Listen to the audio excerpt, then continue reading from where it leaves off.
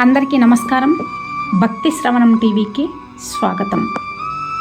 నీకు నేను ఉన్నాను అనేది వినడానికి చిన్న మాటే అయినా చెప్పాల్సిన సమయంలో చెప్పాల్సిన వారికి చెప్తే ఆ మాట ఇచ్చే ధైర్యం అంతా ఇంతా కాదు. గుర్తుంచుకోండి.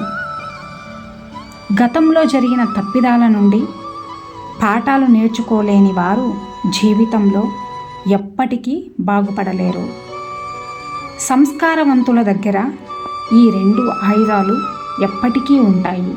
ఒకటి, సమస్యలు పరిష్కరించుకోవడానికి చిరునవ్వు. ఇక రెండవది, అసలు సమస్యలే రాకుండా ఉండటానికి మౌనం. అర్థమైందనుకుంటా. మనం ఒక సమస్యని పరిష్కరిస్తే ఇక అదే మనకు మరొక సమస్యగా మారితే ఇదే అసలు సమస్య. సమస్యలు ఎప్పుడూ కూడా సమస్యలను సృష్టిస్తూనే ఉంటాయి. ఇక వాటిని ఎలా పరిష్కరించాలి? ఎలా అంటే అన్నీ మీ మనసుపై ఆధారపడి ఉంటాయి. ఈ మనసును అదుపులో పెట్టుకుంటే అన్నీ సర్దుకుంటాయి. ఎవరైనా ధనం మీద ఉన్న ఆశపై అదుపు సాధిస్తే ఇక ఆ ధనాన్ని అతడు సమాజ సేవకై ఉపయోగిస్తాడు, ఇంకా శుభకార్యాలకు ఉపయోగిస్తాడు. దాంతో మేలు జరుగుతుంది. కనుక ధనాన్ని కూడబెట్టకుండా ఉన్నట్లయితే దొంగలు పడుతారన్న ఈ సమస్య తీరిపోతుంది. ఇప్పుడు ఇక ఆ దొంగ విషయానికి వస్తే కనుక ఆ దొంగ తన మనసుపై అదుపు సాధించి దానిని సద్వినియోగం చేస్తే కనుక ఈ భూమిపై ఎవ్వరూ అతన్ని దొంగ అనే సమస్యే ఉండదు. జీవితంలో సమస్య ఎంత పెద్దదైనా లేదా ఎంత కఠినమైనదైనా దానికి కవచం ఒక్కటే. ఇక ఆ కవచం ఏమిటి అంటే ఆత్మనిగ్రహం. కనుక మీ మనసుని అదుపులో ఉంచుకోండి. మీరు గనుక అది నేర్చుకున్నట్లయితే, మీ మనసును మీరు అదుపులో ఉంచుకుంటే సమస్యలు అనేవి వస్తూ ఉంటాయి, పోతూ ఉంటాయి. కానీ అవి మిమ్మల్ని ఏమీ చేయలేవు. చిటుకలో వాటిని దూరం చేయగలరు. గుర్తుంచుకోండి. ఈ ప్రపంచంలో ఎటువంటి అనర్థానికైనా మూలం ఎక్కడ ఉంటుంది? అది కేవలం మనిషిలోని అలసత్వం, అవగాహన లేకపోవడంలోనే ఉంటుంది. అందుకే జీవితంలోని ప్రతి దశలోనూ ఏదైనా ఆజ్ఞాపించే ముందు దానికి సంబంధించిన విజయాలన్నీ కూడా తెలుసుకోవటం చాలా అవసరం. గుర్తుంచుకోండి. కొందరు ఎప్పుడూ ఇలా ఉంటారు. వారు ఎప్పుడూ నవ్వుతూనే ఉంటారు. శత్రువులు ఎదుట నిలిచి ఉన్నా కూడా ప్రశాంతమైన ముఖంతో స్పందిస్తూ ఉంటారు. ఎవరైనా వారిని నిందించినా కూడా వారు మాత్రం పట్టించుకోరు. వాటి గురించి ఎంత చెడుగా ఆలోచించినా కూడా వారిని ఏమాత్రం కూడా ద్వేషించరు. అలా ఎలా ఉండగలుగుతారు? విచిత్రం కదా. కానే కాదు. ఇక దానికి సమాధానం చాలా సులువు. మీరు ఎప్పుడైనా చూసారా ఆవు దూడని? అది తన తల్లి పాలని ఎంత సంబరంగా తాగుతుందో, ఎంతో ఆనందిస్తూ ఉంటుందో. ఎందుకంటే దానికి తెలుసు తన తల్లి పాలు అనే అమృతాన్ని తనకి ఇస్తూ ఉంటుందని. దానికి తెలుసు ఆ సమయం తనకే కేటాయించబడిందని, తన తల్లి వద్ద పాల ప్రసాదాన్ని స్వీకరించవచ్చు అని. అందుకే అది సంతోషంగా ఉంటుంది. అర్థమైందనుకుంటా. సంతోషమే కదా సగం బలం. సంతోషం అంటేనే ప్రేమ. మనం చిన్న జీవితం ప్రేమించడానికే తక్కువ అయినప్పుడు ఈ ద్వేషించడానికి సమయం ఎక్కడ ఉంటుంది? అది అర్థమైతే చిరునవ్వు ఎప్పటికీ చెదిరిపోదు. ప్రేమతో చిరునవ్వులు పంచుతూనే ఉంటారు. అలాగే ఆనందంగా కూడా ఉంటారు.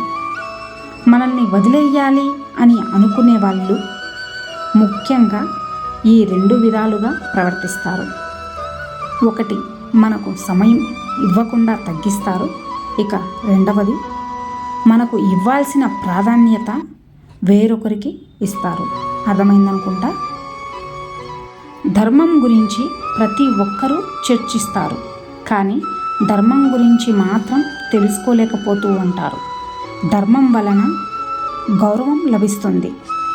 జీవితంలో ఎవరికైనా అవమానాలు ఎదురైతే వారు ధర్మానికి కట్టుబడి ఉండలేదని భావించాలి. ఇక ఒకవేళ పుట్టుకతోనే కేవలం అవమానాలే ఎదుర్కొన్న వ్యక్తి ఏం చేయాలి అనే ప్రశ్న వచ్చినప్పుడు అధర్మానికి సహకరించకుండా గౌరవం కోసం సంఘర్షణ చేయాలి. తమ హక్కుల కోసం ఖచ్చితంగా పోరాడాలి. కానీ తమకి హక్కు లేని దానిని పొందాలి అని ఎప్పటికీ అనుకోకూడదు. గుర్తుంచుకోండి. మీ జీవితంలో ఎటువంటిది మీకు అత్యంత శత్రువు, అలాగే అత్యంత మిత్రువు కూడా? తెలివైన వారికి సమాధానం అర్థమయ్యే ఉంటుంది. మీరు సరిగ్గానే గుర్తించారు. సమయం. ఎందుకని సమయం మీకు అత్యంత శత్రువు, అలాగే అత్యంత మిత్రువు కూడా? సమాధానం సమయం యొక్క ఉపయోగం. ఎవరైతే సమయాన్ని సరిగ్గా ఉపయోగించుకుంటారో వారు జీవితంలో అన్ని లక్ష్యాలను చేరుకుంటారు. ప్రపంచం వారిని గుర్తిస్తుంది, వారికి మర్యాదని ఇస్తుంది. ఇక ఎవరైతే సమయం యొక్క విలువలని తెలుసుకోకుండా కాలాన్ని వృధా చేస్తూ ఉంటారో, ఎవరైతే సమయాన్ని నిర్లక్ష్యం చేస్తూ ఉంటారో ప్రపంచం వారిని మర్చిపోతుంది. అందుకే సమయాన్ని సరిగ్గా ఉపయోగించుకోండి. దాన్ని వ్యర్థం చేయకండి. మీ మంచి సమయం మీరంటే ఏంటో ఈ ప్రపంచానికి తెలియజేస్తుంది. కానీ మీ చెడు సమయం ఈ ప్రపంచం అంటే ఏమిటో మీకు స్పష్టంగా తెలియజేస్తుంది. గుర్తుంచుకోండి.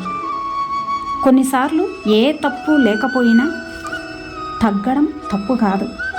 ఎందుకంటే నువ్వు మౌనంగా ఉన్నప్పుడే ఎదుటి వారి మూర్ఖత్వం బయటపడుతుంది.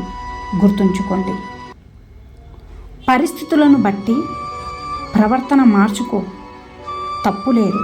కానీ వ్యక్తిత్వాన్ని మాత్రం ఎప్పటికీ వదులుకోకు. మనసు మంచిదైతే కష్టాలను, బాధలను కూడా సంతోషంగా భరించవచ్చు, కాదంటారా? మనం జీవితాన్ని ఆస్వాదించడం ఆపేసి ధనం సంపాదించడంలో పడిపోయి మీ జీవితం యొక్క సుఖాన్ని వదిలేసుకుంటున్నారు. రాబోయే కాలంలో బాధకి స్వాగతం పలుకుతున్నారు. మీ సంతానం సంస్కారవంతులైతే వాళ్ళు స్వయంగా ఒక ప్రపంచాన్ని నిర్మించుకుంటారు. ఒకవేళ అసంస్కారవంతులైతే మీరు ఏర్పరిచిన ప్రపంచాన్ని కూడా వారు నష్టపరుస్తారు. ఒకవేళ జీవితంలో ఏదైనా పొందాలి అనుకుంటే జ్ఞానాన్ని సంపాదించండి, ప్రేమని సంపాదించండి. అప్పుడే జీవితం సుఖమయం అవుతుంది. గుర్తుంచుకోండి. ఇక అందరూ నాతో పాటు ప్రేమతో ధ్యానించండి. రాధాకృష్ణ. ఇన్ని మంచి సూక్తులలో మీకు ఏ సూక్తి నచ్చినదో కింద కామెంట్ చేయండి. అలాగే ఈ వీడియో కనుక మీకు నచ్చినట్లయితే ఈ వీడియోని ఒక లైక్ చేసి ఇలాంటి మరిన్ని వీడియోస్ కోసం మన ఛానల్ని సబ్స్క్రైబ్ చేసుకోండి. ధన్యవాదాలు.